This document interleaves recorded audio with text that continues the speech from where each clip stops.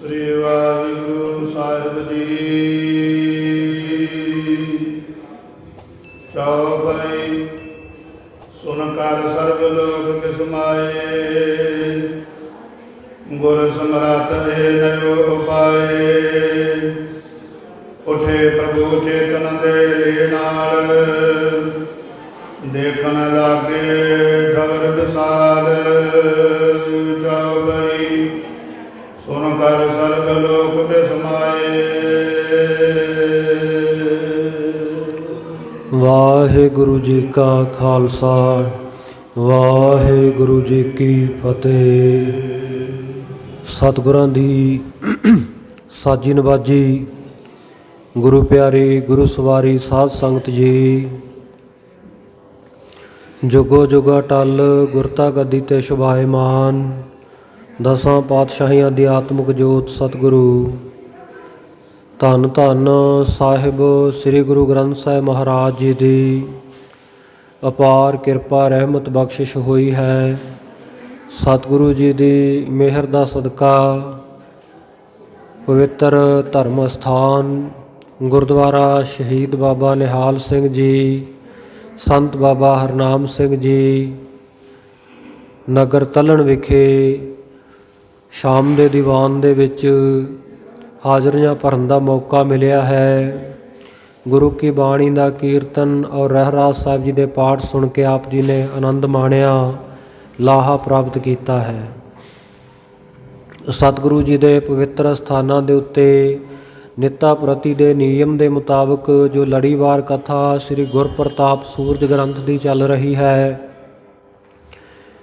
ਸਤਿਗੁਰੂ ਬਾਜਾਂ ਵਾਲੇ, ਤਾਜਾਂ ਵਾਲੇ, ਦਸ਼ਮੇਸ਼ ਪਿਤਾ ਸਰਬੰਸਦਾਨੀ ਸਾਹਿਬੇ ਕਮਾਲ ਧੰਨ ਧੰਨ ਸਾਹਿਬ ਸ੍ਰੀ ਗੁਰੂ ਗੋਬਿੰਦ ਸਿੰਘ ਸਾਹਿਬ ਮਹਾਰਾਜ ਜੀ ਦਾ ਸੋਹਣਾ ਸੁੰਦਰ ਇਤਿਹਾਸ ਚੱਲ ਰਿਹਾ ਹੈ।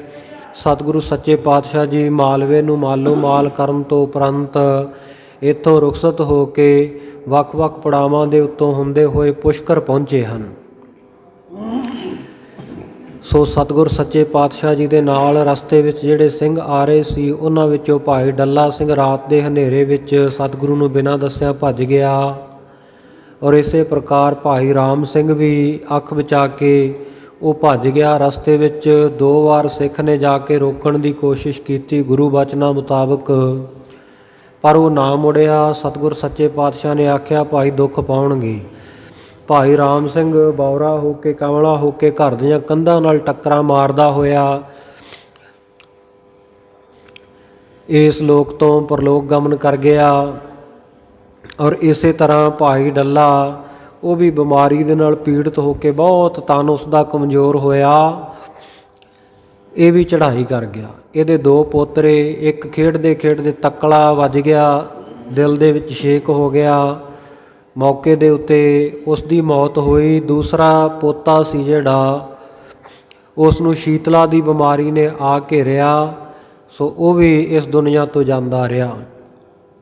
ਸਤਿਗੁਰੂ ਜੀ ਦੇ ਨਾਲ ਬੜੀ ਸ਼ਰਧਾ ਭਾਵਨਾ ਨਾਲ ਆਏ ਹੋਏ ਭਾਈ ਪਰਮ ਸਿੰਘ, ਭਾਈ ਧਰਮ ਸਿੰਘ, ਭਾਈ ਰੂਪਚੰਦ ਜੀ ਦੀ ਵੰਸ਼ ਦੇ ਵਿੱਚੋਂ ਜਿਹੜੇ ਨਿੱਤਾ ਪ੍ਰਤੀ ਸਤਿਗੁਰੂ ਜੀ ਦੇ ਸਫ਼ਰ ਦੇ ਵਿੱਚ ਨਵਾਂ ਪਲੰਘਾ ਬਣਾ ਕੇ, ਨਵਾਂ ਮੰਚ ਬਣਾ ਕੇ ਸਤਿਗੁਰ ਸੱਚੇ ਪਾਤਸ਼ਾਹ ਜੀ ਨੂੰ ਸ਼ੁਭਾਇਮਾਨ ਕਰਿਆ ਕਰਦੇ, ਸਤਿਗੁਰੂ ਜੀ ਦੇ ਆਰਾਮ ਵਾਸਤੇ ਬਣਾਇਆ ਕਰਦੇ, ਉਹਨਾਂ ਉੱਤੇ ਬਹੁਤ ਖੁਸ਼ੀਆਂ ਬਖਸ਼ਿਸ਼ ਕਰਕੇ ਸਤਿਗੁਰ ਸੱਚੇ ਪਾਤਸ਼ਾਹ ਜੀ ਨੇ ਉਹਨਾਂ ਨੂੰ ਘਰ ਵਾਪਸ ਮੋੜ ਦਿੱਤਾ।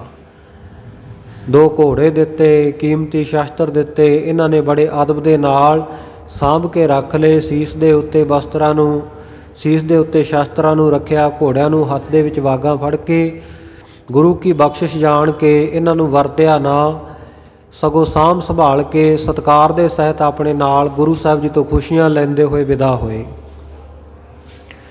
ਉਪਰੰਤ ਸਤਿਗੁਰੂ ਸੱਚੇ ਪਾਤਸ਼ਾਹ ਜੀ ਮਾਧੋ ਸਿੰਘਾਣੇ ਪਹੁੰਚੇ। ਮਾਧੋ ਸਿੰਘਾਣੇ ਤੋਂ ਬਾਅਦ ਪੁਸ਼ਕਰ ਜੋ ਤੀਰਥ ਅਸਥਾਨ ਹੈ ਹਿੰਦੂਆਂ ਦਾ ਬਹੁਤ ਵੱਡਾ, ਜਿੱਥੇ ਬਹੁਤ ਵੱਡਾ ਸਰੋਵਰ ਝੀਲ ਦੇ ਆਕਾਰ ਦਾ ਬਣਿਆ ਹੋਇਆ ਹੈ, ਬ੍ਰਹਮਾ ਜੀ ਦਾ ਜਿੱਥੇ ਮੰਦਰ ਹੈ, ਉਸ ਜਗ੍ਹਾ ਸਤਿਗੁਰੂ ਜੀ ਪਹੁੰਚੇ। ਔਰ ਇਸ ਜਗ੍ਹਾ ਦੇ ਉੱਤੇ ਧੰਨ ਗੁਰੂ ਨਾਨਕ ਦੇਵ ਮਹਾਰਾਜ ਸੱਚੇ ਪਾਤਸ਼ਾਹ ਨੇ ਪਹਿਲੇ ਜਾਮੇ ਵਿੱਚ ਚਰਨ ਪਾਏ ਸਨ, ਜਿੱਥੇ ਸਤਿਗੁਰੂ ਜੀ ਆ ਕੇ ਬੈਠੇ ਸਨ, ਵਿਰਾਜੇ ਸਨ। ਉਸ ਜਗ੍ਹਾ ਦੇ ਉੱਤੇ ਸਤਿਗੁਰੂ ਜੀ ਨੇ ਸਿੰਘਾਂ ਦੇ ਸਮੇਤ ਇਸ਼ਨਾਨ ਕੀਤਾ। ਨਗਰ ਦੇ ਬਹੁਤ ਸਾਰੇ ਲੋਕ ਆਏ।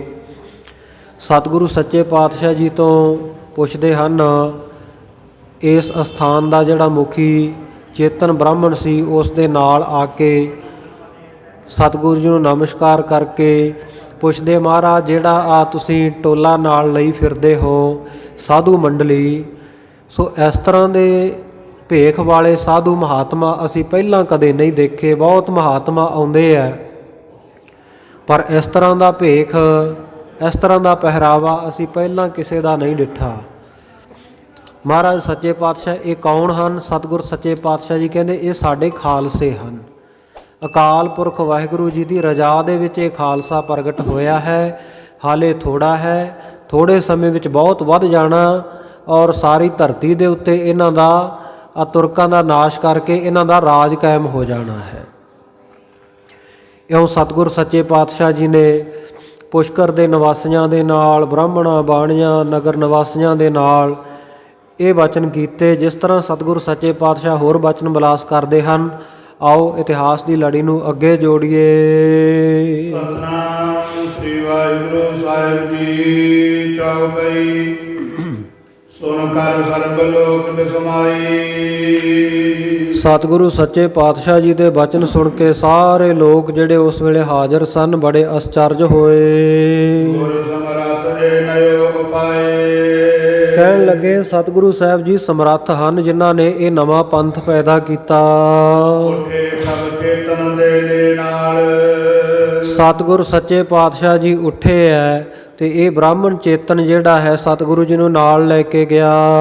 ਦੇਖਣ ਲੱਗੇ ਖਬਰ ਵਿਸਾਰ। ਇੱਧਰ ਉੱਧਰ ਸਤਿਗੁਰ ਸੱਚੇ ਪਾਤਸ਼ਾਹ ਜੀ ਨੇ ਦੇਖਿਆ ਸਾਰੀਆਂ ਜਗ੍ਹਾ ਜੋ ਉੱਥੇ ਬਣੀਆਂ ਸਨ।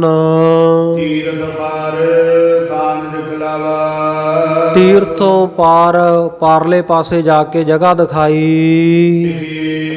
ਗੁਹਾ ਜੈ ਨਾਗਰ ਹਵਾ। ਉਹ ਗੁਫਾ ਵੀ ਦਿਖਾਈ ਜਿੱਥੇ ਬਾਸ਼ਕ ਨਾਗ ਦਾ ਨਿਵਾਸ। ਇਹ ਦੱਸਦੇ ਸਨ ਕਿ ਇੱਥੇ ਬਾਸ਼ਕ ਨਾਗ ਵਸਿਆ ਸੀ ਆ ਕੇ। ਉਹ ਨਾਗ ਦੀ ਗੁਫਾ ਵੀ ਸਤਿਗੁਰੂ ਜੀ ਨੂੰ ਦਿਖਾਈ। ਇਤਿਆਦਿਕ ਹੋਰ ਵੀ ਬਹੁਤ ਸਾਰੀਆਂ ਥਾਵਾਂ ਸਤਿਗੁਰ ਸੱਚੇ ਪਾਤਸ਼ਾਹ ਔਰ ਸਿੰਘਾਂ ਨੇ ਵੇਖੀਆਂ। ਇਹ ਜਿਹੜਾ ਚੇਤਨ ਬ੍ਰਾਹਮਣ ਸੀ ਇਹਨੇ ਕੁਝ ਪ੍ਰਸੰਗ ਉਚਾਰੇ, ਸਾਰਾ ਇਤਿਹਾਸ ਇੱਥੇ ਦਾ ਦੱਸਿਆ।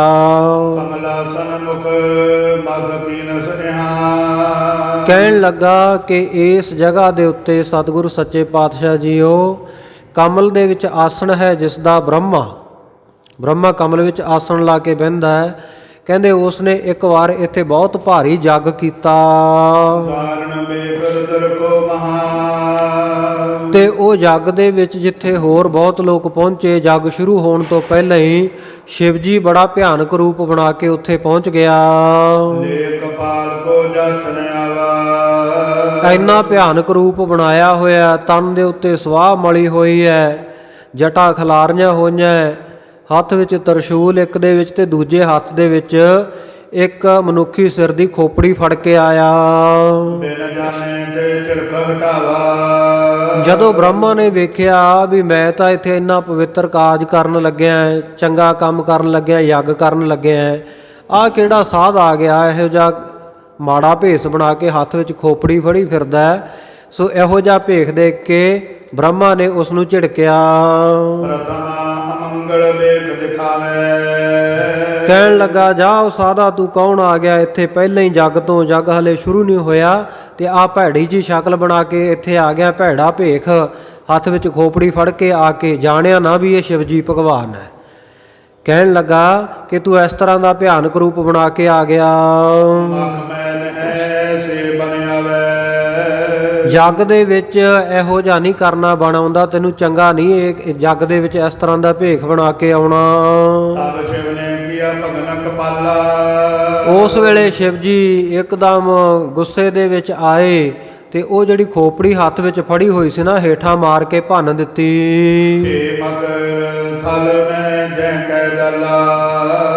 ਉਸ ਜਗ੍ਹਾ ਦੇ ਉੱਤੇ ਕੀ ਹੋਇਆ, ਜਿਉਂ ਸ਼ਿਵ ਜੀ ਨੇ ਖੋਪੜੀ ਸੁੱਟੀ ਹੇਠਾਂ ਸਾਰੀ ਜਗ੍ਹਾ ਦੇ ਉੱਤੇ ਖੋਪੜੀਆਂ ਹੀ ਖੋਪੜੀਆਂ ਦਿਖਾਈ ਦੇਣ ਲੱਗ ਪਈਆਂ ਉਸ ਤਰ੍ਹਾਂ ਦੀਆਂ। ਇੱਕ ਪ੍ਰਤਾਪ ਬ੍ਰਹਮਾ ਨੇ ਜਾਣਾ। ਜਦੋਂ ਬ੍ਰਹਮਾ ਨੇ ਦੇਖਿਆ ਵੀ ਇਹ ਕੋਈ ਆਮ ਸਾਧ ਨਹੀਂ ਹੈ, ਇਹ ਕੋਈ ਕਰਨੀ ਵਾਲਾ ਪੁਰਸ਼ ਹੈ, ਪਤਾ ਲੱਗ ਗਿਆ ਸ਼ਿਵ ਭਗਵਾਨ ਹੈ, ਤਾਂ ਉਸ ਵੇਲੇ ਬ੍ਰਹਮਾ ਨੇ ਜਦੋਂ ਇਹ ਸਭ ਕੁਝ ਦੇਖਿਆ, ਹਰੀ ਸੁਤਤ ਆਸੀ ਵਿਦਮਾਨਾ। ਜਦੋਂ ਜਾਣ ਲਿਆ ਇਹ ਸ਼ਿਵ ਜੀ ਹੈ, ਤੇ ਫਿਰ ਬਹੁਤ ਉਸਤਤ ਕੀਤੀ, ਬਹੁਤ ਮਹਿਮਾ ਕੀਤੀ। ਸ਼ਿਵ ਭਗਵਾਨ ਤੁਸੀਂ ਤਾਂ ਕਲਿਆਣ ਕਰਦੇ ਹੋ ਸਾਰੀ ਦੁਨੀਆ ਦਾ, ਮੇਰੇ ਤੋਂ ਗਲਤੀ ਹੋ ਗਈ, ਆਪ ਜੀ ਦੀ ਅਵੱਗਿਆ ਕੀਤੀ, ਨਰਾਦਰ ਕੀਤਾ। ਇਸ ਤਰ੍ਹਾਂ ਬਹੁਤ ਜ਼ਿਆਦਾ ਉਸਤਤੀ ਵਡਿਆਈ ਕੀਤੀ ਸ਼ਿਵ ਦੀ। ਇਤਿਆਦਿਕ ਹੈ ਬੜੋ ਪ੍ਰਸੰਗ। ਇਤਿਆਦਿਕ ਜਿਹੜਾ ਇਹ ਪ੍ਰਸੰਗ ਹੈ ਬਹੁਤ ਲੰਬਾ ਚੌੜਾ ਇਤਿਹਾਸ ਹੈ। ਗ੍ਰੰਥ ਬਦਨ ਤੇ ਉਰ ਡਰ ਸੰਗ।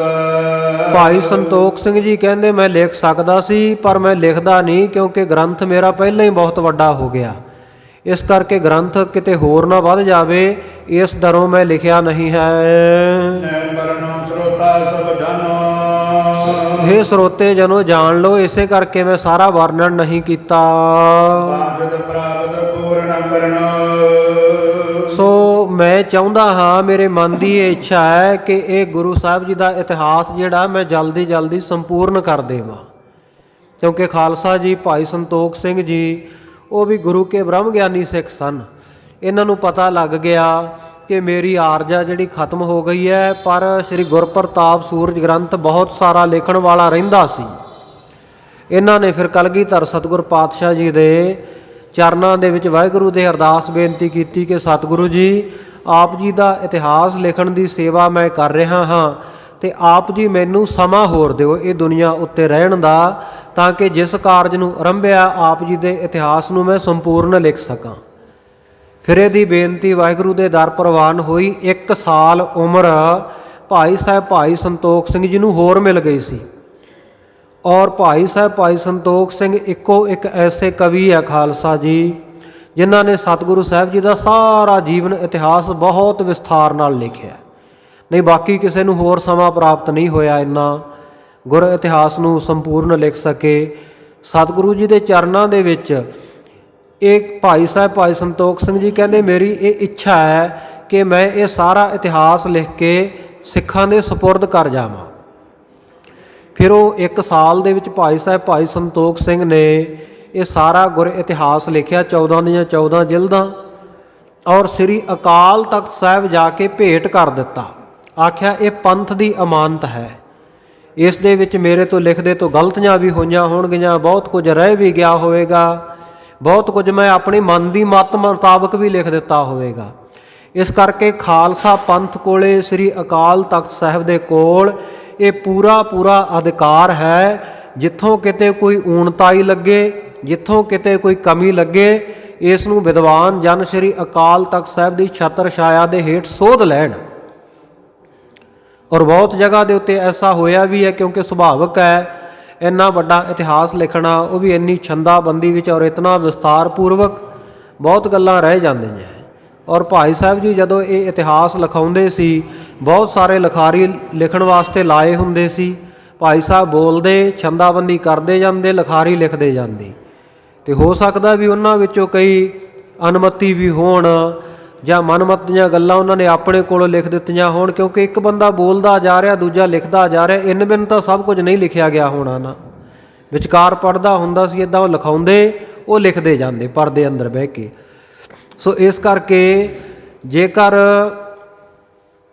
ਸ਼੍ਰੀ ਗੁਰਪ੍ਰਤਾਪ ਸੂਰਜ ਗ੍ਰੰਥ ਦੀ ਕਥਾ ਦੇ ਵਿੱਚ ਕੋਈ ਐਸਾ ਬਚਨ ਆ ਜਾਵੇ ਜਿਹੜਾ ਗੁਰਮਤ ਅਨੁਸਾਰ ਸਾਨੂੰ ਠੀਕ ਨਾ ਲੱਗੇ, ਠੀਕ ਪ੍ਰਤੀਤ ਨਾ ਹੋਵੇ, ਗੁਰਮਤ ਦੀ ਕਸਵੱਟੀ ਉੱਤੇ ਪੂਰਾ ਨਾ ਉਤਰਦਾ ਹੋਵੇ, ਤਾਂ ਭਾਈ ਸਾਹਿਬ ਭਾਈ ਸੰਤੋਖ ਸਿੰਘ ਜੀ ਨੇ ਪੰਥ ਨੂੰ ਇਹ ਅਧਿਕਾਰ ਦਿੱਤਾ ਹੈ ਕਿ ਸ੍ਰੀ ਅਕਾਲ ਤਖਤ ਸਾਹਿਬ ਜੀ ਦੀ ਛਤਰ ਛਾਇਆ ਦੇ ਵਿੱਚ ਵਿਦਵਾਨ ਜਨ ਇਹਦੇ ਵਿੱਚ ਸੋਧ ਕਰ ਸਕਦੇ ਹੈ।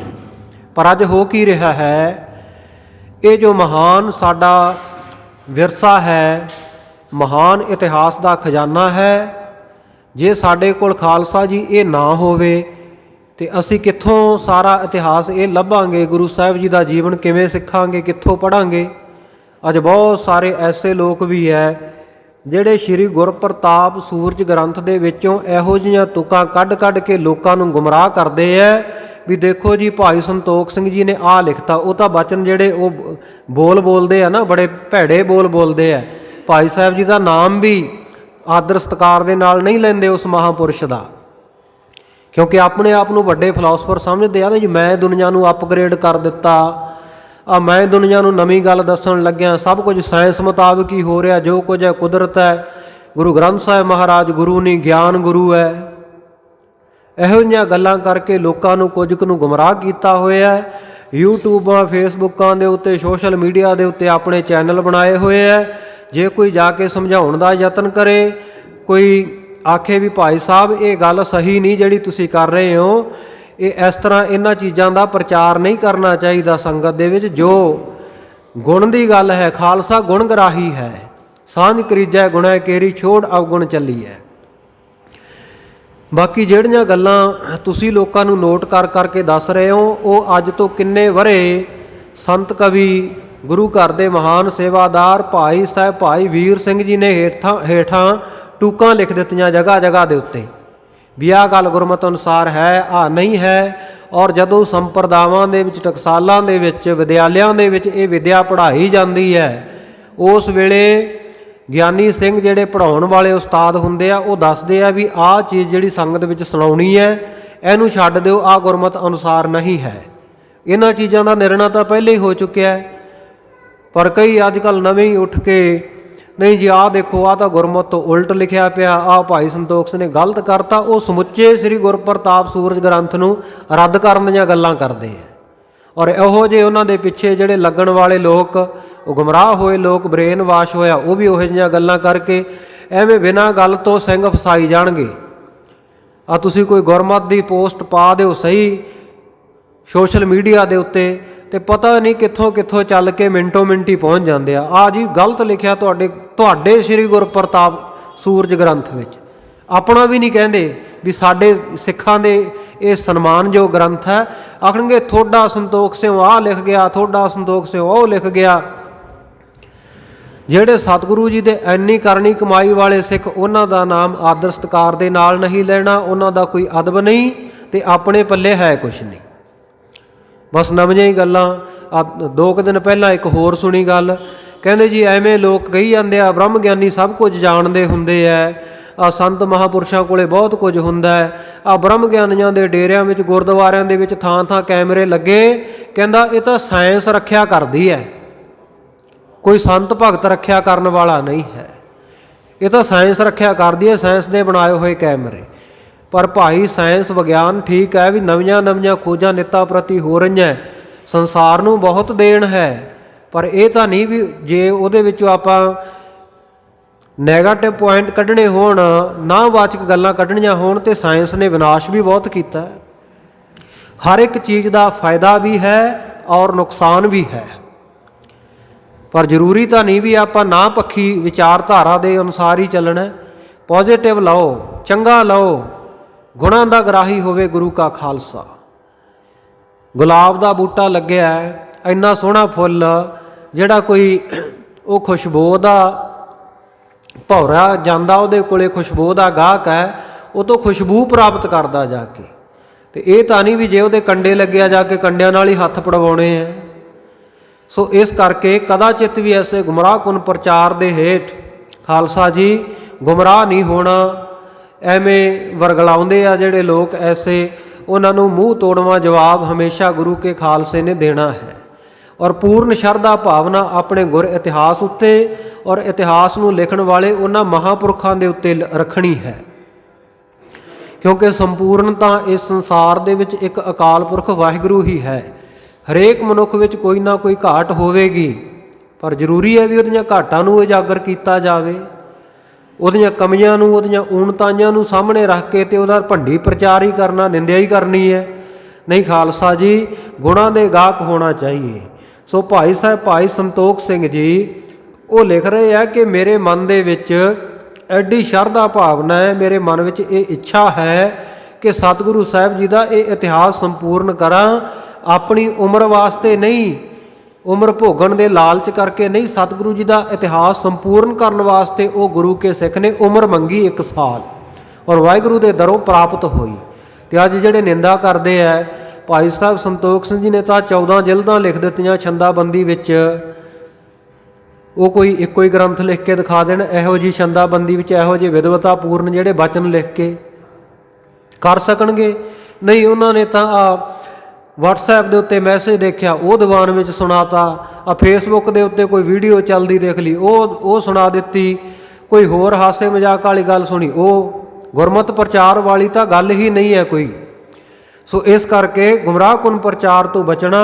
ਭਾਈ ਸਾਹਿਬ ਭਾਈ ਸੰਤੋਖ ਸਿੰਘ ਜੀ ਕਹਿ ਰਹੇ ਹੈ ਕਿ ਮੇਰੇ ਮਨ ਦੇ ਵਿੱਚ ਵਾਂਛਿਤ ਪ੍ਰਾਪਤ ਪੂਰਨ ਕਰਨੋ, ਮੇਰੇ ਮਨ ਦੀ ਇਹ ਇੱਛਾ ਹੈ, ਭਾਵਨਾ ਹੈ ਕਿ ਮੈਂ ਇਹ ਗ੍ਰੰਥ ਸੰਪੂਰਨ ਕਰਾਂ ਜਲਦੀ। ਭਾਈ ਸੰਤੋਖ ਸਿੰਘ ਜੀ ਕਹਿੰਦੇ ਮੇਰੇ ਮਨ ਦੇ ਵਿੱਚ ਗੁਰਾਂ ਦੀ ਪ੍ਰੀਤੀ ਪ੍ਰੇਮ ਹੈ ਕਿ ਗੁਰੂ ਸਾਹਿਬ ਜੀ ਦੀ ਕਥਾ ਮੈਂ ਬੜੀ ਸ਼ੁਭ ਰੀਤੀ ਦੇ ਨਾਲ, ਬੜੇ ਚੰਗੇ ਢੰਗ ਤਰੀਕੇ ਦੇ ਨਾਲ ਲਿਖ ਦੇਵਾਂ। ਔਰ ਸਤਿਗੁਰੂ ਸੱਚੇ ਪਾਤਸ਼ਾਹ ਦੇ ਚਰਨਾਂ ਵਿੱਚ ਅਰਦਾਸ ਹੈ ਕਿ ਉਹ ਮੇਰਾ ਮਨੋਰਥ ਜਲਦੀ ਪੂਰਾ ਕਰਨ। ਸਤਿਗੁਰ ਸੱਚੇ ਪਾਤਸ਼ਾਹ ਜੀ ਦੇ ਨਾਲ ਕਹਿੰਦੇ ਮੇਰੀ ਇਹ ਜਿਹੜੀ ਸਾਂਝ ਹੈ ਇਹ ਬਣ ਆਵੇ, ਸਤਿਗੁਰ ਸੱਚੇ ਪਾਤਸ਼ਾਹ ਜੀ ਦੇ ਚਰਨਾਂ ਦੇ ਨਾਲ ਮੇਰੀ ਨਿਭ ਜਾਵੇ।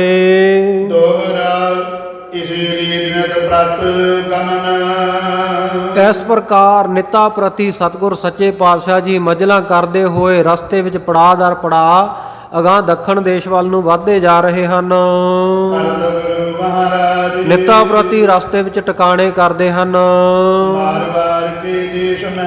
ਔਰ ਮਾਰਵਾੜ ਦੇ ਮਾਰੂਥਲ ਦੇ ਦੇਸ਼ ਵਿੱਚ ਸਤਿਗੁਰੂ ਜੀ ਪਹੁੰਚ ਗਏ। ਗਰੀਬ ਨਵਾਜ ਸੱਚੇ ਪਾਤਸ਼ਾਹ ਜੀ ਨੇ ਪਹੁੰਚਣਾ ਕੀਤਾ।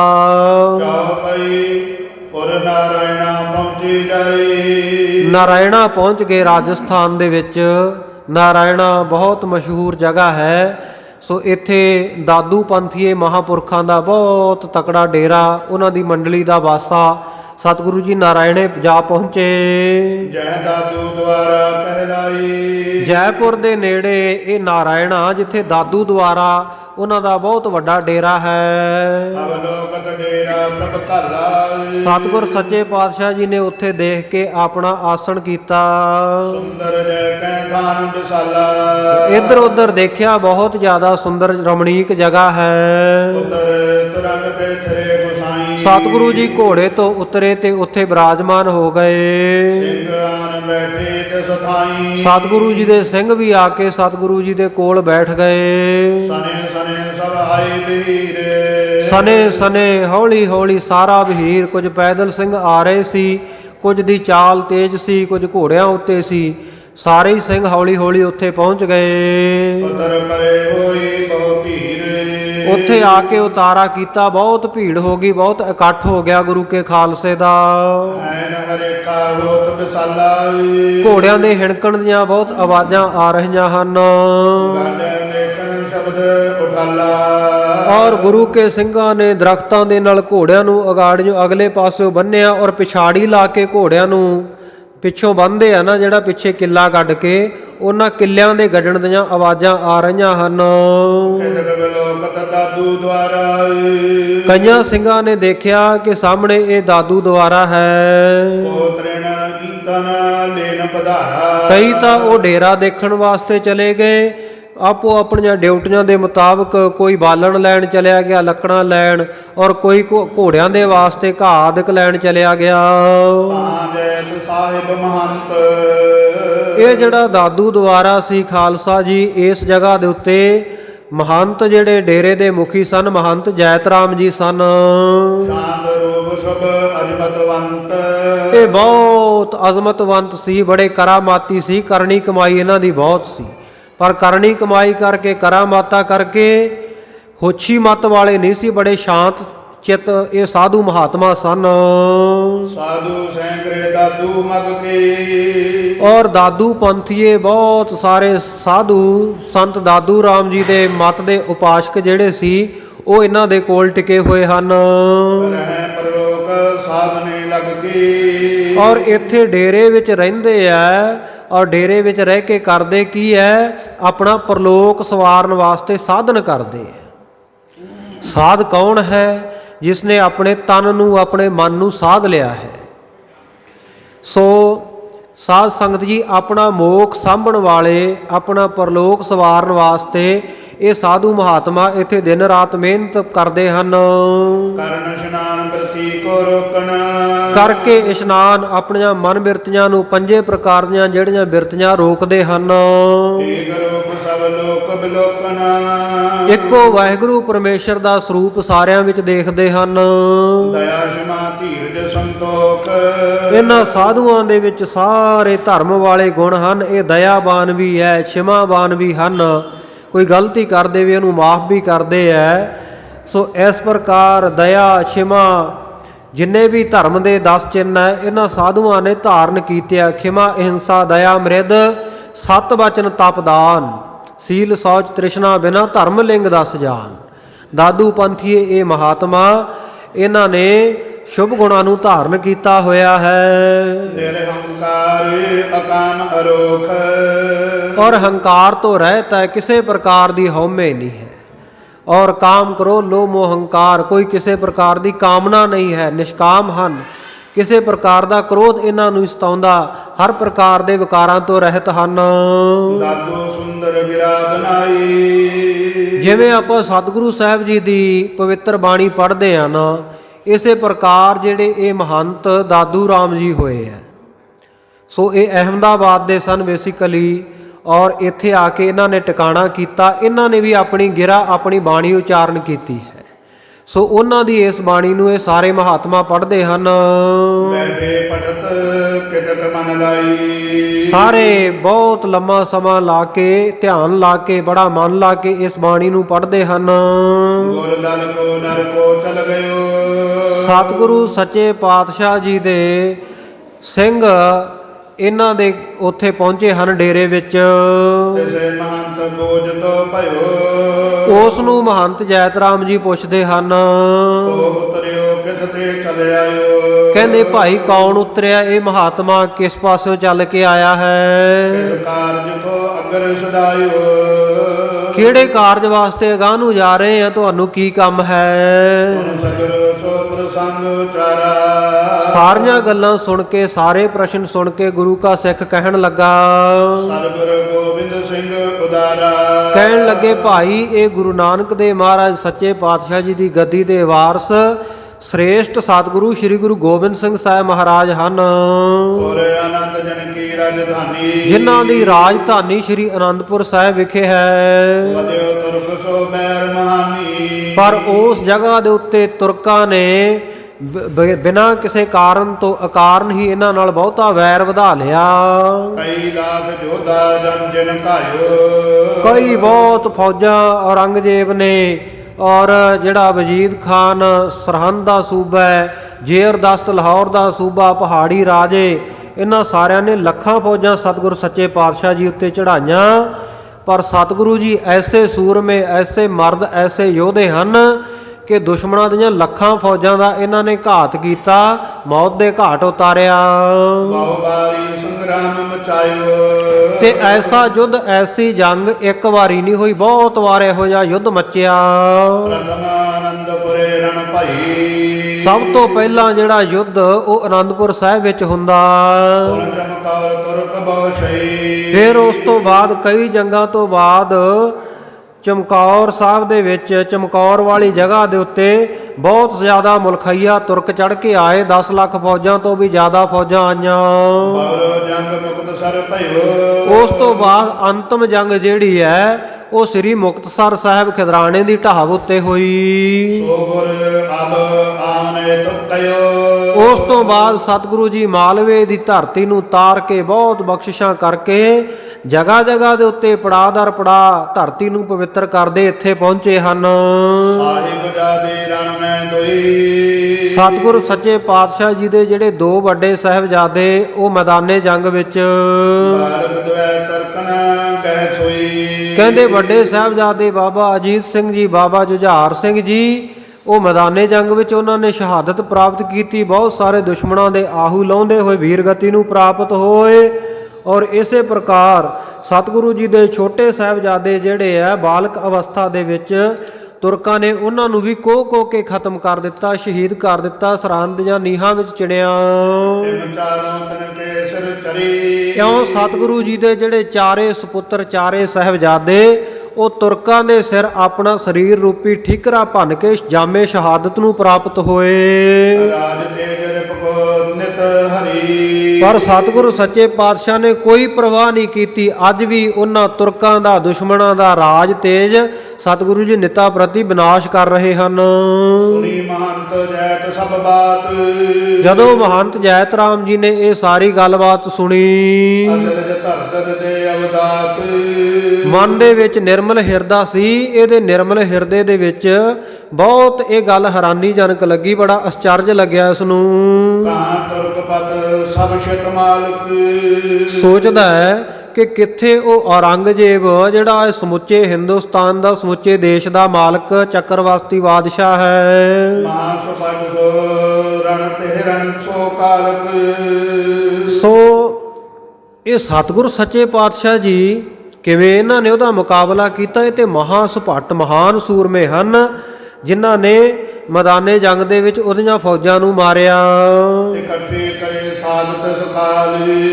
ਉਸ ਵੇਲੇ ਜਿੰਨੇ ਸਾਧੂ ਮਹਾਤਮਾ ਸੀ, ਮਹੰਤ ਜੈਤ ਰਾਮ ਜੀ ਨੇ ਆਪਣੇ ਨਾਲ ਦੇ ਸਾਰੇ ਇਕੱਤਰ ਕਰ ਲਏ। ਦਰਸ਼ਨ ਕਰਨ ਹੇਤ ਸੋ ਚੱਲ ਆਏ। ਸਤਿਗੁਰ ਸੱਚੇ ਪਾਤਸ਼ਾਹ ਜੀ ਦੇ ਦਰਸ਼ਨ ਕਰਨ ਵਾਸਤੇ ਸਾਰੇ ਇਕੱਠੇ ਹੋ ਕੇ ਚੱਲ ਪਏ। ਜੈ ਪ੍ਰਭ ਤੇਰੇ ਦੀਵਾਨ ਲਗਾਈ। ਜਾ ਪਹੁੰਚੇ ਜਿੱਥੇ ਸਤਿਗੁਰ ਸੱਚੇ ਪਾਤਸ਼ਾਹ ਜੀ ਦੀਵਾਨ ਲਗਾ ਕੇ ਬੈਠੇ ਹਨ। ਚਿਤਵਤ ਮਹਿਮਾ ਕੋ ਤਹ ਆਈ। ਸਤਿਗੁਰ ਸੱਚੇ ਪਾਤਸ਼ਾਹ ਜੀ ਦੀ ਮਹਿਮਾ ਚਿਤਵਦੇ ਹੋਏ, ਹਿਰਦੇ ਵਿੱਚ ਸਤਿਗੁਰੂ ਦੀ ਵਡਿਆਈ ਕਰਦੇ ਹੋਏ ਉਸ ਜਗ੍ਹਾ ਦੇ ਉੱਤੇ ਸਾਰੇ ਜਾ ਪਹੁੰਚੇ। ਨਿਕਟ ਹੋਏ ਕਰਤੇ ਕਰਨਵਾ। ਜਾ ਕੇ ਸਤਿਗੁਰ ਸੱਚੇ ਪਾਤਸ਼ਾਹ ਜੀ ਦੇ ਨੇੜੇ ਹੋਏ, ਸਤਿਗੁਰੂ ਜੀ ਦੇ ਚਰਨਾਂ ਤੇ ਨਮਸਕਾਰ ਕੀਤੀ। ਸ੍ਰੀ ਗੁਰ ਪਿਖ ਮਹੰਤ ਤੇ ਸਮਾ। ਜਦੋਂ ਸਤਿਗੁਰੂ ਜੀ ਦੇ ਚਰਨਾਂ ਨੂੰ ਹੱਥ ਲਾ ਕੇ ਮਹੰਤ ਜੀ ਮੱਥਾ ਟੇਕਣ ਲੱਗੇ, ਸਤਿਗੁਰੂ ਜੀ ਨੇ ਦੇਖਿਆ ਇਹ ਕੋਈ ਚੰਗੀ ਬਿਰਤੀ ਵਾਲਾ ਸਾਧੂ ਮਹਾਤਮਾ ਹੈ। ਇਹ ਵੇਖ ਕੇ ਉਸ ਵੇਲੇ ਸਾਦਰ ਨਿਕਟ ਬਿਠਾਵਨ ਕਰਿਓ। ਸਤਿਗੁਰ ਸੱਚੇ ਪਾਤਸ਼ਾਹ ਨੇ ਬਹੁਤ ਆਦਰ ਸਤਿਕਾਰ ਦੇ ਸਹਿਤ ਮਹੰਤ ਜੈਤ ਰਾਮ ਜੀ ਨੂੰ ਆਪਣੇ ਕੋਲ ਬਿਠਾ ਲਿਆ। ਬੈਠ ਦਰਸ ਕਰ ਦਰ ਆਨੰਦ ਭਰਿਓ। ਸਤਿਗੁਰੂ ਜੀ ਦੇ ਕੋਲ ਬੈਠ ਗਿਆ। ਦਰਸ਼ਨ ਕਰਕੇ ਬੜਾ ਇਹਦਾ ਹਿਰਦਾ ਆਨੰਦ ਦੇ ਨਾਲ ਭਰ ਗਿਆ, ਖਿੜ ਗਿਆ, ਪ੍ਰਸੰਨ ਹੋਇਆ। ਸਾਹਿਬ ਜਾਦਨ ਕੀ ਕਰ ਗਾਥਾ। ਸਾਹਿਬਜ਼ਾਦਿਆਂ ਦੀ ਜਿਹੜੀ ਗਾਥਾ ਸਾਰੀ ਵਾਰਤਾ ਸਿੱਖ ਕੋਲੋਂ ਸੁਣੀ ਸੀ, ਸਤਿਗੁਰੂ ਨਾਲ ਸਾਂਝੀ ਕਰਦਾ ਹੈ। ਗੋਲਕ ਭਇਓ ਗੁਰੂ ਕੇ ਸਾਥਾ। ਸਤਿਗੁਰੂ ਜੀ ਦੇ ਸੰਗ ਕਹਿਣ ਲੱਗਾ ਮਹੰਤ ਜੈਤ ਰਾਮ। ਕਿਸੀ ਏਤ ਸ੍ਰੀ ਦਾਤੂ ਕਹਿਓ। ਕਹਿਣ ਲੱਗਾ ਜੀ ਇਸੇ ਕਰਕੇ ਹੀ ਸਾਡੇ ਮਹਾਤਮਾ, ਸਾਡੇ ਜਿਹੜੇ ਵੱਡੇ ਮਹਾਂਪੁਰਖ ਸੰਤ ਦਾਦੂ ਰਾਮ ਜੀ ਹੋਏ ਐ, ਉਹਨਾਂ ਨੇ ਬਚਨ ਆਖੇ ਹਨ ਨਿਰਦਾਵੇ ਮੈਂ ਬਹੁ ਸੁਖ ਲਹਿਓ। ਕਿ ਨਿਰਦਾਵੇ ਰਹਿਣ ਦੇ ਵਿੱਚ ਬਹੁਤ ਸੁੱਖ ਜਾਣੋ। ਕਿਸੇ ਚੀਜ਼ ਦਾ ਦਾਵਾ ਨਾ ਕਰੋ, ਕਿਸੇ ਚੀਜ਼ ਦੇ ਉੱਤੇ ਹੱਕ ਨਾ ਜਤਾਓ। ਮੇਰ ਤੇਰ ਜਦੋਂ ਹੋਵੇਗੀ ਉਸ ਵੇਲੇ ਝਗੜਾ ਹੋਵੇਗਾ ਹੀ ਹੋਵੇਗਾ। ਇੱਕ ਬੰਦਾ ਕਿਸੇ ਚੀਜ਼ ਦੀ ਮੇਰ ਕਰਦਾ ਹੈ, ਦੂਜਾ ਆ ਕੇ ਉਹਦੇ ਉੱਤੇ ਆਪਣਾ ਹੱਕ ਜਤਾ ਕੇ ਕਹਿੰਦਾ ਨਹੀਂ ਇਹ ਮੇਰੀ ਹੈ, ਫਿਰ ਦੋਵਾਂ ਦਾ ਟਕਰਾਅ ਤਾਂ ਹੋਵੇਗਾ ਹੀ। ਇਸ ਕਰਕੇ ਕਹਿੰਦੇ ਸਾਡੇ ਮਹਾਤਮਾ ਜੀ ਨੇ, ਸੰਤ ਦਾਦੂ ਰਾਮ ਜੀ ਨੇ ਆਖਿਆ ਕਿ ਨਿਰਦਾਵੇ ਰਹਿਣ ਦੇ ਵਿੱਚ ਬਹੁਤ ਜ਼ਿਆਦਾ ਸੁੱਖ ਹਨ। ਦੋਹਰਾ ਦਾਦੂ ਦਾਵਾ ਦੂਰ ਕਰ। ਮਹੰਤ ਜੈਤ ਰਾਮ ਜੀ ਇਹ ਸੰਤ ਦਾਦੂ ਰਾਮ ਜੀ ਦੀ ਬਾਣੀ ਬੋਲ ਕੇ ਸੁਣਾਉਂਦੇ ਆ, ਉਹਨਾਂ ਦਾ ਦੋਹਰਾ ਬੋਲ ਕੇ ਸੁਣਾਉਂਦੇ ਆ ਕਿ ਸਾਡੇ ਮਹਾਤਮਾ ਜੀ ਦਾ ਇਸ ਪ੍ਰਕਾਰ ਉਪਦੇਸ਼ ਹੈ ਕਿ ਦਾਦੂ ਦਾਵਾ ਦੂਰ ਕਰ, ਕਿ ਹਰ ਪ੍ਰਕਾਰ ਦੇ ਦਾਅਵੇ, ਹਰ ਪ੍ਰਕਾਰ ਦੀ ਤੇਰ ਮੇਰ ਮਨ ਵਿੱਚੋਂ ਦੂਰ ਕਰਨੀ ਚਾਹੀਏ। ਬਿਨ ਦਾਵੇ ਦਿਨ ਕੋਟ। ਬਿਨ ਦਾਵੇ ਦਿਨ ਘਟ।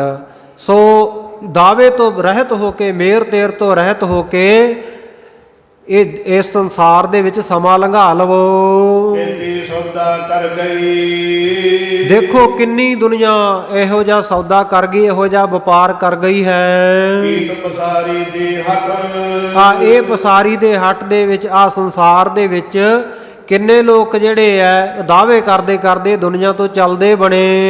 ਚੌਪਈ ਦਾਵਾ ਕਰਨੇ ਮੈਂ ਦੁੱਖ ਘਣੀ। ਕਹਿਣ ਲੱਗੇ ਜੀ ਦਾਵਾ ਕਰਨ ਦੇ ਵਿੱਚ ਤਾਂ ਬਹੁਤ ਦੁੱਖ ਹੈ, ਕਿਸੇ ਚੀਜ਼ ਦੀ ਮੇਰ ਕਰਨ ਵਿੱਚ ਬੜੇ ਦੁੱਖ ਹਨ। ਉਠੈ ਉਪਾਦਨ ਜਾਹੀ ਗਣੇ। ਇਹੋ ਜਿਹੀਆਂ ਉਪਾਧੀਆਂ ਉੱਠਦੀਆਂ, ਇਹੋ ਜਿਹਾ ਉਪਦਰਵ, ਇਹੋ ਜਿਹੇ ਝਗੜੇ ਖੜੇ ਹੁੰਦੇ ਆ, ਗਿਣੇ ਨਹੀਂ ਜਾ ਸਕਦੇ। ਨਿਰਦਾਵੇ ਮੈਂ ਸਭ ਸੁਖ ਅਹੈ। ਜੇ ਕੋਈ ਨਿਰਦਾਵਾ ਰਹਿੰਦਾ ਹੈ, ਕਿਸੇ ਚੀਜ਼ ਦਾ ਦਾਵਾ ਨਹੀਂ ਕਰਦਾ, ਕਹਿੰਦੇ ਉਹਨੂੰ ਸਭ ਪ੍ਰਕਾਰ ਦੇ ਸੁੱਖ ਮਿਲਦੇ ਆ। ਜਿਹਦਾ ਕਿਸੇ ਚੀਜ਼ ਤੇ ਦਾਵਾ ਹੀ ਨਹੀਂ, ਕਿਸੇ ਨੇ ਕਿਹਾ ਮੇਰੀ ਹੈ, ਚੱਲ ਭਾਈ ਤੇਰੀ ਹੋਣੀ ਹੈ, ਤੂੰ ਰੱਖ ਲੈ, ਅਗਾਂਹ ਤੁਰ ਗਿਆ, ਤੇ ਉਹਨੂੰ ਤਾਂ ਸੁੱਖ ਆਪੇ ਹੀ ਹੈ। ਕਹਿੰਦੇ ਸਾਡੇ ਮਹਾਤਮਾ ਜੀ ਨੇ ਇਹ ਬਚਨ ਕੀਤੇ ਹੈ। ਸੋ ਭਗਤ ਕਬੀਰ ਸਾਹਿਬ ਜੀ ਦੇ ਵੀ ਬਚਨ ਗੁਰਬਾਣੀ ਦੇ ਵਿੱਚ ਆਉਂਦੇ ਹੈ, ਕਬੀਰ ਦਾਵੈ ਦਾਜਨ ਹੋਤ ਹੈ, ਨਿਰਦਾਵੈ ਰਹਿ ਨਿਸੰਕ।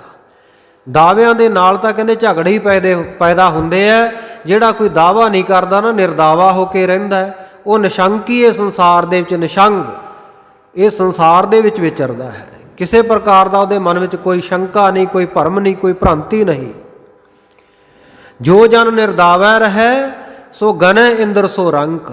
ਜਿਹੜਾ ਮਨੁੱਖ, ਜਿਹੜਾ ਕੋਈ ਰੱਬ ਦਾ ਪਿਆਰਾ ਨਿਰਦਾਵਾ ਹੋ ਕੇ ਸਮਾਂ ਕੱਟ ਲਵੇ, ਤੇ ਉਹ ਤਾਂ ਦੇਵਤਿਆਂ ਦਾ ਰਾਜਾ ਜਿਹੜਾ ਇੰਦਰ ਆ ਨਾ, ਉਹਨੂੰ ਵੀ ਕੰਗਾਲ ਜਾਣਦਾ ਹੈ।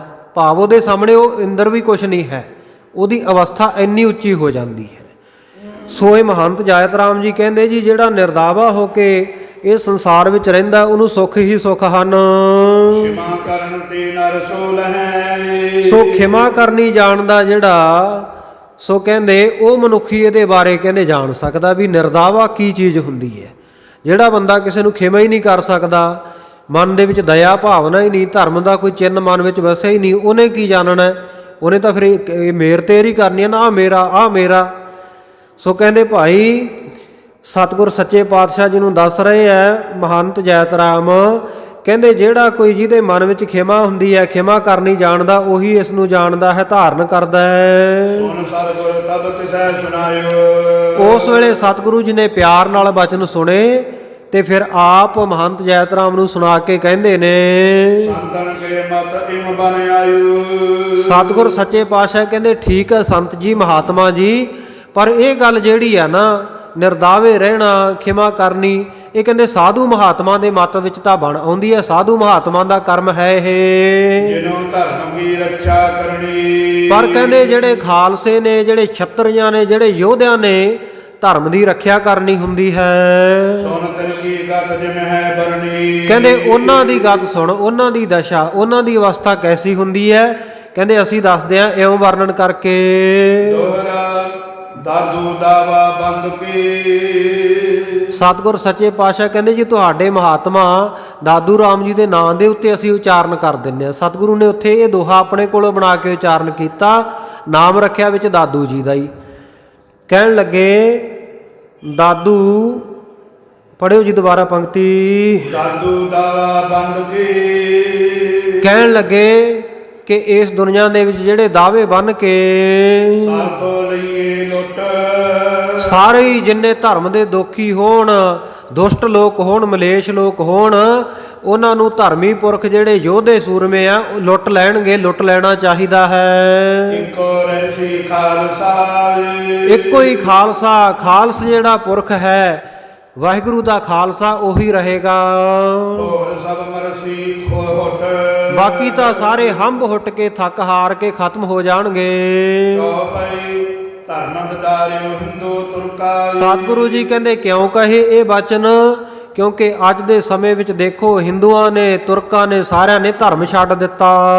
ਨਿਸ਼ਚਾ ਕਰਿਓ ਦੂਰ ਸਭ ਰਕਾਈ। ਮਨ ਦੇ ਵਿੱਚ ਜਿਹੜਾ ਨਿਸ਼ਚਾ ਹੋਣਾ ਚਾਹੀਦਾ ਸੀ ਵਾਹਿਗੁਰੂ ਦੇ ਪ੍ਰਤੀ, ਉਹ ਤਾਂ ਦੂਰ ਹੀ ਕਰ ਦਿੱਤਾ। ਕਿਸੇ ਨੂੰ ਭਰੋਸਾ ਨਹੀਂ। ਕਹਿ ਕਹਿ ਸ਼ਸਤਰ ਦੀਜੀਐ ਦੰਡ। ਜਿਨ੍ਹਾਂ ਨੂੰ, ਹਿੰਦੂਆਂ ਨੂੰ ਰਾਮ ਦੇ ਉੱਤੇ ਭਰੋਸਾ ਨਹੀਂ, ਮੁਸਲਮਾਨਾਂ ਨੂੰ ਖੁਦਾ ਉੱਤੇ ਭਰੋਸਾ ਨਹੀਂ, ਕਹਿੰਦੇ ਇਹੋ ਜਿਹੇ ਜਿਹੜੇ ਲੋਕ ਪਾਪੀ ਹੋ ਗਏ ਆ, ਉਹਨਾਂ ਨੂੰ ਤਾਂ ਸ਼ਾਸਤਰ ਫੜ ਕੇ ਦੰਡ ਸਜ਼ਾ ਦੇਣੀ ਚਾਹੀਦੀ ਹੈ। ਧਰਮ ਤਵ ਦੋਟਣ ਖਾਂਡੇ। ਫੇਰ ਕਹਿੰਦੇ ਧਰਮ ਦਾ ਪੱਖ ਭਾਰੂ ਰਹੇਗਾ, ਫੇਰ ਧਰਮ ਇਹ ਦੁਨੀਆ ਵਿੱਚ ਰਹਿ ਸਕੇਗਾ ਜਦੋਂ ਦੁਸ਼ਟਾਂ ਦਾ ਖੰਡਨ ਕਰ ਦਿੱਤਾ, ਦੁਸ਼ਟਾਂ ਦਾ ਨਾਸ਼ ਕੀਤਾ।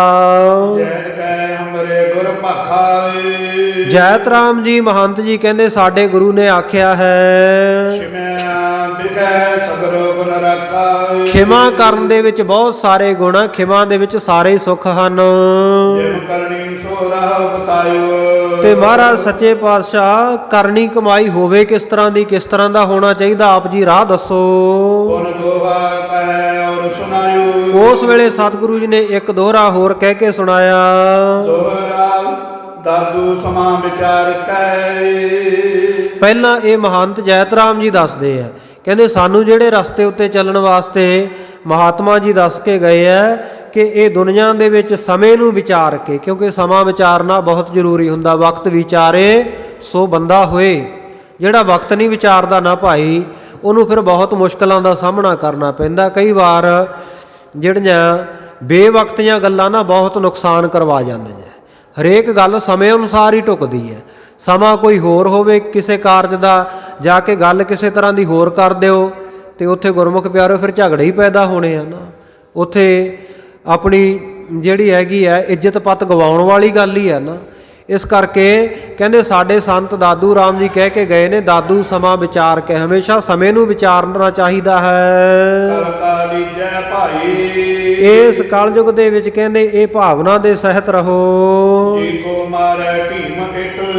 ਜੇ ਕੋਈ ਤੁਹਾਡੇ ਢੀਮ ਕੋਈ ਰੋੜੀ ਮਾਰਦਾ ਹੈ, ਚਾਹੇ ਕੋਈ ਇੱਟ ਵੀ ਚੁੱਕ ਕੇ ਮਾਰਦਾ ਹੈ, ਕਹਿੰਦੇ ਉਸ ਵੇਲੇ ਉਹਦੇ ਨਾਲ ਝਗੜਾ ਨਾ ਕਰੋ। ਕਹਿੰਦੇ ਉਹਨੂੰ ਸਿਰ ਤੇ ਚੜਾ ਲਓ, ਆਖੋ ਵੀ ਇਹ ਤੂੰ ਸਾਡੇ ਇੱਟ ਨਹੀਂ ਮਾਰੀ, ਬਸ ਇਹ ਤਾਂ ਤੂੰ ਸਾਡੇ ਫੁੱਲ ਹੀ ਮਾਰਿਆ। ਉਹਦੇ ਨਾਲ ਭਾਵ ਉਹਨੂੰ ਅੱਗੋਂ ਕੋਈ ਜਵਾਬ ਤਲਬੀ ਨਾ ਕਰੋ, ਉਹਦੇ ਨਾਲ ਝਗੜਾ ਨਾ ਖੜਾ ਕਰੋ। ਸਤਿਗੁਰੂ ਸੱਚੇ ਪਾਤਸ਼ਾਹ ਕਹਿੰਦੇ ਠੀਕ ਆ ਭਾਈ, ਤੁਹਾਡੀ ਇਹ ਕਰਨੀ, ਤੁਹਾਡਾ ਸਿਧਾਂਤ ਹੋਵੇਗਾ ਵੀ ਜਿਹੜਾ ਕੋਈ ਤੁਹਾਡੇ ਮਾਰਦਾ ਨੂੰ ਸਿਰ ਤੇ ਚੜਾ ਲਓ। ਇਹ ਨਿਰਵਿਰਤੀ ਵਾਲੇ ਪੰਥ ਵਾਲਿਆਂ ਵਾਸਤੇ ਆ, ਜਿਹੜੇ ਸ਼ਾਂਤ ਚਿੱਤ ਸਾਧੂ ਮਹਾਤਮਾ ਨਾ ਸਿਰਫ ਭਜਨ ਸਿਮਰਨ ਨਾਲ ਹੀ ਜੁੜੇ ਹੋਏ। ਕਹਿੰਦੇ ਉਹਨਾਂ ਵਾਸਤੇ ਕਰਨੀ ਕਮਾਈ ਦੇ ਵਚਨ ਠੀਕ ਹਨ। ਪਰ ਸਤਿਗੁਰੂ ਜੀ ਕਹਿੰਦੇ ਜਿਨ੍ਹਾਂ ਨੇ ਮਾੜੇ ਕਰਮ ਹੁੰਦਿਆਂ ਨੂੰ ਹਟਾਉਣਾ, ਵਰਜਣਾ, ਦੁਸ਼ਟਾਂ ਨੂੰ ਸੋਧਣਾ ਹੈ, ਸਤਿਗੁਰੂ ਜੀ ਕਹਿੰਦੇ ਉਹਨਾਂ ਵਾਸਤੇ ਅਸੀਂ ਵਰਣਨ ਕਰਦੇ ਹਾਂ ਵੀ ਉਹਨਾਂ ਦਾ ਤਰੀਕਾ ਹੋਰ ਹੈ। ਸਤਿਗੁਰ ਸੱਚੇ ਪਾਤਸ਼ਾਹ ਜੀ ਕਹਿੰਦੇ ਇਹ ਗੱਲ ਠੀਕ ਆ ਵੀ ਸਮਾਂ ਵਿਚਾਰਨਾ ਚਾਹੀਦਾ ਸਮੇਂ ਦੇ ਮੁਤਾਬਕ। ਇਹ ਕਲਯੁਗ ਦੇ ਸਮੇਂ ਵਿੱਚ ਐਸੀ ਭਾਵਨਾ ਬਣਾ ਕੇ ਰੱਖੋ, ਜੇ ਕੋਈ ਤੁਹਾਡੇ ਇੱਟ ਮਾਰਦਾ, ਕੋਈ ਢੇਮ ਮਾਰਦਾ, ਰੋੜੀ ਵੱਟਾ ਮਾਰਦਾ ਹੈ, ਸਤਿਗੁਰੂ ਜੀ ਕਹਿੰਦੇ ਗਾਂ ਤੋਂ ਉਹਦੇ ਪੱਥਰ ਮਾਰੋ ਚੱਕ ਕੇ। ਇਹ ਕਹਿੰਦੇ ਗੁਰੂ ਕੇ ਖਾਲਸੇ ਦਾ ਸਿਧਾਂਤ ਹੈ। ਜੇ ਕੋਈ ਦੁਸ਼ਟ ਬਹੁਤਾ ਤੰਗ ਕਰੀ ਜਾਵੇ, ਪਹਿਲਾਂ ਪਿਆਰ ਨਾਲ ਸਮਝਾਵੋ, ਤੇ ਨਹੀਂ ਤੇ ਸਤਿਗੁਰੂ ਜੀ ਕਹਿੰਦੇ ਚੂੰ ਕਰ ਅਜ ਹਮਾ ਹੀਲ ਤੇ ਦਰ ਗੁਜਸਤ ਹਲਾਲ ਅਸਤ ਬੁਰਦਨ ਬਾ ਸ਼ਮਸ਼ੀਰ ਦਸਤ। ਫਿਰ ਕਹਿੰਦੇ ਤਲਵਾਰ ਦੇ ਮੁੱਠੇ ਉੱਤੇ ਹੱਥ ਜਾਣਾ ਜਾਇਜ਼ ਹੈ। ਜਦੋਂ ਵਕੀਲਾਂ, ਅਪੀਲਾਂ, ਦਲੀਲਾਂ ਦਾ ਰਸਤਾ ਸਾਰਾ ਲੰਘ ਜਾਏ, ਫਿਰ ਤੁਹਾਡੇ ਕਹਿੰਦੇ ਜੇ ਕੋਈ ਇੱਟ ਢੇਮ ਮਾਰਦਾ ਤਾਂ ਸਤਿਗੁਰ ਸੱਚੇ ਪਾਤਸ਼ਾਹ ਕਹਿੰਦੇ ਇੱਟ ਦਾ ਜਵਾਬ ਪੱਥਰ ਨਾਲ ਦਿਓ।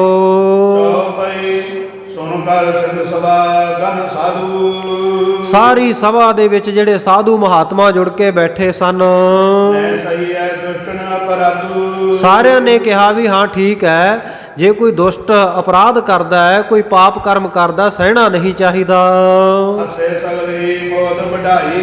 ਸਾਰੇ ਸਾਧੂ ਮਹਾਤਮਾ ਮਹਾਰਾਜ ਦੇ ਆਹ ਬਚਨ ਸੁਣ ਕੇ ਹੱਸ ਪਏ।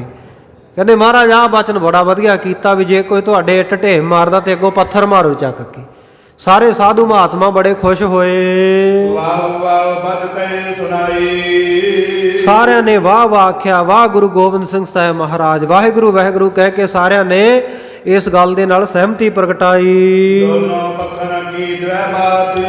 ਇਉਂ ਦੋਵੇਂ ਪੱਖਾਂ ਦੀਆਂ ਸਤਿਗੁਰੂ ਜੀ ਨੇ ਗੱਲਾਂ ਦਾ ਨਿਰਣਾ ਕਰ ਦਿੱਤਾ ਵੀ ਭਾਈ ਸੰਤਾਂ ਦਾ ਮਾਰਗ ਹੈ, ਉਹਦੇ ਮੁਤਾਬਕ ਸੰਤ ਦਾਦੂ ਰਾਮ ਜੀ ਦੇ ਬਚਨ ਵੀ ਠੀਕ ਹੈ, ਉਹ ਵੀ ਮਾੜੇ ਨਹੀਂ। ਪਰ ਜਿਹੜਾ ਸਾਡਾ ਮਤ ਹੈ, ਇਸ ਵੇਲੇ ਸਮਾਂ ਚੱਲ ਰਿਹਾ, ਸਮੇਂ ਨੂੰ ਵਿਚਾਰ ਕੇ ਅਸੀਂ ਇਹ ਕਹਿੰਦੇ ਹੈ ਵੀ ਜੇ ਕੋਈ ਤੁਹਾਡੇ ਉੱਤੇ ਹਮਲਾ ਕਰਦਾ, ਆ ਕੇ ਚੜ੍ਹ ਕੇ ਆਉਂਦਾ ਤੇ ਇੱਟ ਦਾ ਜਵਾਬ ਪੱਥਰ ਨਾਲ ਦੇਣਾ ਚਾਹੀਦਾ। ਇਉਂ ਸਤਿਗੁਰ ਸੱਚੇ ਪਾਤਸ਼ਾਹ ਨੇ ਦੋਵੇਂ ਪੱਖਾਂ ਦੀਆਂ ਗੱਲਾਂ ਉਹਨਾਂ ਸਾਧੂ ਮਹਾਤਮਾ ਨੂੰ ਦੱਸੀਆਂ।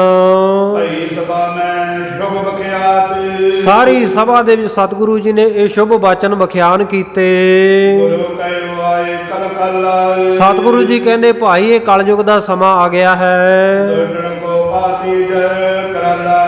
ਦੁਸ਼ਟਾਂ ਦਾ ਜਿਹੜਾ ਤਪ ਤੇਜ ਹੈ ਨਾ, ਉਹ ਬਹੁਤ ਵੱਧ ਚੁੱਕਿਆ ਹੈ। ਕਹਿੰਦੇ ਉਹ ਸੰਤਾਂ ਨੂੰ ਦੁਖੀ ਕਰਦੇ ਆ, ਗਰੀਬਾਂ ਨੂੰ ਦੁਖੀ ਕਰਦੇ ਆ, ਗਊਆਂ ਕਤਲ ਕਰਦੇ ਆ, ਔਰ ਬ੍ਰਾਹਮਣ ਕੈਲੀ ਘਾਤ ਕੰਜਕਾਂ ਅਣਚਾਰੀ ਕਾ ਧਨ, ਸਾਰੇ ਪ੍ਰਕਾਰ ਦੇ ਪਾਪ ਕਰਦੇ ਹਨ। ਇਹ ਮੂਰਖ ਜਿਹੜੇ ਆ ਬੜੇ ਕ੍ਰੋਧ ਵਿੱਚ ਆ ਕੇ ਇਹੋ ਜੀ ਅਵੱਗਿਆ ਕਰਦੇ, ਸਾਧੂ ਮਹਾਤਮਾ ਦਾ ਨਿਰਾਦਰ ਕਰਦੇ ਹਨ। ਸੋ ਇਹਨਾਂ ਨੂੰ ਤਾਂ ਦੰਡ ਦੇਣਾ ਹੀ ਬਣਾਉਂਦਾ ਜਿਹੜੇ ਐਸੇ ਮਲੇਛ ਬੰਦੇ ਹੈ। ਮਲੇਛ ਕਿਹਨੂੰ ਕਹਿੰਦੇ ਐ? ਜਿਹੜਾ ਸਾਧ ਸੰਗਤ ਜੀ ਮਲ ਦੀ ਭਾਵ ਭੈੜੇ ਕੰਮ ਦੀ ਇੱਛਾ ਰੱਖਦਾ, ਮਲ ਏਛ, ਮਾੜਾ ਕਰਮ ਕਰਨ ਦੀ ਜਿਹੜਾ ਇੱਛਾ ਮਨ ਦੇ ਵਿੱਚ ਰੱਖ ਕੇ ਆਉਂਦਾ ਹੈ। ਸੋ ਇਹੋ ਜਿਹੇ ਦੁਸ਼ਟਾਂ ਦਾ ਖਾਤਮਾ ਕਰਨਾ ਚਾਹੀਦਾ ਹੈ। ਧਰਨੀ क्षमा ਨਹੀਂ ਨਿਭਾਵੇ, ਦੰਡ ਹੀ ਦੇਣਾ ਬਣਦਾ ਹੈ। ਇਹੋ ਜਿਹਿਆਂ ਨੂੰ ਖਿਮਾ ਨਹੀਂ ਕਰਨੀ ਚਾਹੀਦੀ, ਮਾਫ ਨਹੀਂ ਕਰਨਾ ਚਾਹੀਦਾ। ਤੀਬਤ ਭਗਤੀ ਰਣਾ ਕਰ ਧਰ ਕਰ, ਤੇਗਾਂ ਧਾਰਨ ਕਰਕੇ, ਤੁਪਕ ਬੰਦੂਕਾਂ ਉਠਾ ਕੇ, ਤੀਰ ਕਮਾਨ ਧਾਰਨ ਕਰਕੇ, ਕਹਿ ਦਿਖਾਵਣ ਤੇਜ ਤਰਾ ਤਰ, ਔਰ ਬਹੁਤ ਤਪ ਤੇਜ ਖਾਲਸੇ ਨੂੰ ਦਿਖਾਉਣਾ ਚਾਹੀਦਾ ਹੈ ਆਪਣਾ। ਕਲ ਕਾਲ ਵਿਖੇ ਬਣਿਆ ਵੇ, ਇਸ ਕਰਕੇ ਇਹ ਕਲੂ ਕਾਲ ਦੇ ਸਮੇਂ ਦੇ ਵਿੱਚ ਇਹ ਕਰਨਾ ਬਣ ਆਉਂਦਾ ਹੈ। ਕੀਤੈ ਹਕ ਚਿੰਤਾ ਵਿਸਰਾਮੈ, ਇਸ ਪ੍ਰਕਾਰ ਦੇ ਨਾਲ ਉਹਨਾਂ ਸ਼ਤਰੂਆਂ ਨੂੰ ਮਾਰ ਕੇ ਜਿੱਤਿਆ ਜਾ ਸਕਦਾ ਹੈ ਔਰ ਹਰ ਪ੍ਰਕਾਰ ਦੀ ਚਿੰਤਾ ਦੂਰ ਕੀਤੀ ਜਾ ਸਕਦੀ ਹੈ ਵੀ ਉਹ ਹੁਣ ਕਿਸੇ ਪ੍ਰਕਾਰ ਦਾ ਕੋਈ ਉਪਦਰਵ ਕਰਨਗੇ, ਕਿਸੇ ਪ੍ਰਕਾਰ ਦਾ ਕੋਈ ਜ਼ੁਲਮ ਕਰਨਗੇ। ਸੋ ਇਸ ਪ੍ਰਕਾਰ ਸਤਿਗੁਰ ਸੱਚੇ ਪਾਤਸ਼ਾਹ ਜੀ ਕਹਿੰਦੇ ਮਰਨ ਦੀ ਚਿੰਤਾ ਭੁਲਾ ਕੇ ਇਹ ਨਹੀਂ ਸੋਚਣਾ ਚਾਹੀਦਾ ਮੈਂ ਮਰ ਜਾਊਂਗਾ ਜੇ ਮੈਂ ਦੁਸ਼ਟਾਂ ਨੂੰ ਸੋਧਣ ਜਾਣਾ। ਮਰਨੇ ਕੀ ਚਿੰਤਾ ਨਹੀਂ, ਜੀਵਨ ਕੀ ਨਹੀਂ ਆਸ। ਸੋ ਇਸ ਪ੍ਰਕਾਰ ਉਹਨਾਂ ਦੁਸ਼ਟਾਂ ਨੂੰ ਦੰਡ ਦੇਣ ਵਾਸਤੇ ਜਾਣਾ ਚਾਹੀਦਾ ਹੈ। ਸੁਧ ਬੁੱਧ ਸਹਿਤ ਭਲੇ ਗੁਣ ਸਾਰੀ, ਇਸ ਪ੍ਰਕਾਰ ਬਹੁਤ ਸੁੱਧ ਬੁੱਧ ਦੇ ਸਹਿਤ ਸਿਆਣੇ ਬਣ ਕੇ ਸਾਰੇ ਗੁਣਾਂ ਨੂੰ ਧਾਰਨ ਕਰੋ ਨਾਰਿਯਰ ਤੇ ਕਲ ਜੁਗ ਨਿਰਵਾਰੀ, ਤੇ ਇਸ ਸੰਸਾਰ ਦੇ ਜਿਹੜੇ ਜੀਵ ਹੈ ਉਹਨਾਂ ਦੇ ਹਿਰਦਿਆਂ ਵਿੱਚੋਂ ਕਲਯੁਗ ਦੀ ਨਿਰਵਿਰਤੀ ਕਰੋ। ਧਰੈ ਸ਼ਸਤਰ ਸਿਮਰੈ ਸਤਨਾਮੋ, ਸ਼ਸਤਰ ਵੀ ਧਾਰਨ ਕਰੋ ਤੇ ਸਤਨਾਮ ਵੀ ਸਿਮਰੋ। ਇਹ ਨਹੀਂ ਵੀ ਇਕੱਲੇ ਸ਼ਸਤਰ ਚੱਕ ਕੇ ਬਸ ਲੜਨਾ ਹੀ ਹੈ, ਕਿਉਂਕਿ ਸਤਿਗੁਰ ਸੱਚੇ ਪਾਤਸ਼ਾਹ ਜੀ ਦਾ ਸਿਧਾਂਤ ਹੈ ਕਿ ਮੂੰਹ ਤੋਂ ਰਾਮ ਰਾਮ ਵੀ ਜਪਣਾ ਤੇ ਜਦੋਂ ਕੋਈ ਪਾਪ ਜ਼ੁਲਮ ਕਰਨ ਵਾਲਾ ਆ ਜਾਵੇ ਤੇ ਫਿਰ ਹਥਿਆਰ ਵੀ ਉਠਾ ਲੈਣੇ। ਉਸ ਵੇਲੇ ਮਾਲਾ ਨਹੀਂ ਫੇਰੀ ਜਾਣੀ, ਮਾਲਾ ਵੀ ਫੇਰੋ, ਸਿੱਖ ਦੇ ਇੱਕ ਹੱਥ ਮਾਲਾ ਦੂਜੇ ਹੱਥ ਤਲਵਾਰ ਹੋਵੇ। ਤਾਂ ਹੀ ਸਤਿਗੁਰੂ ਜੀ ਨੇ ਸਾਨੂੰ ਜਿੱਥੇ ਸ੍ਰੀ ਹਰਿਮੰਦਰ ਸਾਹਿਬ ਦੀ ਬਖਸ਼ਿਸ਼ ਕੀਤੀ ਹੈ ਗੁਰਬਾਣੀ ਦੀ, ਉੱਥੇ ਸਾਹਮਣੇ ਸ੍ਰੀ ਅਕਾਲ ਤਖਤ ਸਾਹਿਬ, ਇੱਕ ਪਾਸੇ ਭਗਤੀ ਦੂਜੇ ਪਾਸੇ ਸ਼ਕਤੀ, ਮੀਰੀ ਅਤੇ ਪੀਰੀ, ਦੋਵੇਂ ਸਿਧਾਂਤ ਮਾਲਾ ਅਤੇ ਕਿਰਪਾਨ। ਸਤਿਗੁਰੂ ਜੀ ਨੇ ਦੋਵੇਂ ਪੱਖ ਬਖਸ਼ਿਸ਼ ਕੀਤੇ ਹਨ। ਸਤਿਗੁਰੂ ਜੀ ਕਹਿੰਦੇ ਸ਼ਸਤਰ ਵੀ ਧਾਰਨ ਕਰੋ, ਪਰ ਜੇ ਇਕੱਲੇ ਸ਼ਸਤਰ ਧਾਰਨ ਕਰੋਗੇ ਜ਼ੁਲਮੀ ਨਾ ਬਣ ਜਾਏ, ਉਹ ਰੱਬ ਦਾ ਨਾਮ ਵੀ ਜਪੋ। ਧਰਮ ਧਰੈ ਪਹੁੰਚੈ ਸੁਰ ਧਾਮੂ, ਜਿਹੜਾ ਕੋਈ ਇਸ ਪ੍ਰਕਾਰ ਧਰਮ ਦੇ ਨਿਯਮਾਂ ਨੂੰ ਧਾਰਨ ਕਰੇਗਾ, ਧਰਮ ਨੂੰ ਧਾਰਨ ਕਰੇਗਾ, ਉਹ ਕਹਿੰਦੇ ਸੁਰ ਧਾਮੂ ਦੇਵਤਿਆਂ ਦੇ ਦੇਸ਼ ਵਿੱਚ, ਪਰਲੋਕ ਦੇ ਵਿੱਚ, ਸਵਰਗ ਵਿੱਚ ਜਾਵੇਗਾ। ਇਸ ਕਾਰਨ ਤੇ ਪੰਥ ਪਾਇਓ, ਇਸੇ ਕਾਰਨ ਕਰਕੇ ਸਤਿਗੁਰੂ ਜੀ ਕਹਿੰਦੇ ਅਸੀਂ ਖਾਲਸਾ ਪੰਥ ਪੈਦਾ ਕੀਤਾ ਹੈ। ਜੀ ਆਦਿ ਰਸ ਵੀਰ ਵਧਾਇਓ, ਇਹਨਾਂ ਨੂੰ ਸ਼ਾਸਤਰ ਦੇ ਕੇ ਤੇ ਇਹਨਾਂ ਦੇ ਵਿੱਚ ਵੀਰ ਰਸ ਵਧਾਇਆ ਹੈ। ਵਜਨ ਬਿਲਾਸ ਕਰੇ ਇਤਿਆਦਿ, ਇਸ ਪ੍ਰਕਾਰ ਸਤਿਗੁਰ ਸੱਚੇ ਪਾਤਸ਼ਾਹ ਜੀ ਬਚਨ ਬਿਲਾਸ ਕਰ ਰਹੇ ਹਨ। ਹਰ ਕੀ ਦੋਦਸ ਸੁਨ ਸੰਵਾਦ, ਦੋਵੇਂ ਦਿਸ਼ਾਵਾਂ ਦੇ ਸਿੰਘ ਵੀ ਗੁਰੂ ਕੇ ਔਰ ਉਧਰ ਸੰਤ ਜੈਤ ਰਾਮ ਜੀ ਤੇ ਸੰਤ ਦਾਦੂ ਰਾਮ ਜੀ ਦੇ ਜਿੰਨੇ ਚੇਲੇ ਐ ਸਾਰੇ ਸਾਧੂ ਮਹਾਤਮਾ ਬਹੁਤ ਖੁਸ਼ ਹੋ ਰਹੇ ਹਨ। ਇਉਂ ਸਤਿਗੁਰੂ ਜੀ ਜਿਵੇਂ ਹੋਰ ਅੱਗੇ ਬਚਨ ਬਿਲਾਸ ਕਰਨਗੇ, ਕੱਲ ਦੇ ਦੀਵਾਨ ਵਿੱਚ ਸਤਿਗੁਰੂ ਕਿਰਪਾ ਕਰਨ ਇਤਿਹਾਸ ਦੀ ਕਥਾ ਦੀ ਸੇਵਾ ਸਤਿਗੁਰੂ ਆਪ ਬਖਸ਼ਣਗੇ। ਆਪਾਂ ਰਲ ਮਿਲ ਕੇ ਵਿਚਾਰਾਂ ਦੀ ਸਾਂਝ ਕਰਾਂਗੇ। ਸਮੇਂ ਦੀ ਸੰਪੂਰਨਤਾ ਹੈ। ਆਓ ਸਮਾਪਤੀ ਦੀਆਂ ਤੁਕਾਂ ਪੜ੍ਹ ਕੇ ਗੁਰਫਤਿਹ ਗਜਾਈਏ ਜੀ। ਵਚਨ ਬਿਲਾਸ ਕਰੇ ਇਤਿਆਦਿ, ਹਰ ਕੇ ਦੋਦਸ ਸੁਨ ਸੰਵਾਦ। ਵਾਹਿਗੁਰੂ ਜੀ ਕਾ ਖਾਲਸਾ, ਵਾਹਿਗੁਰੂ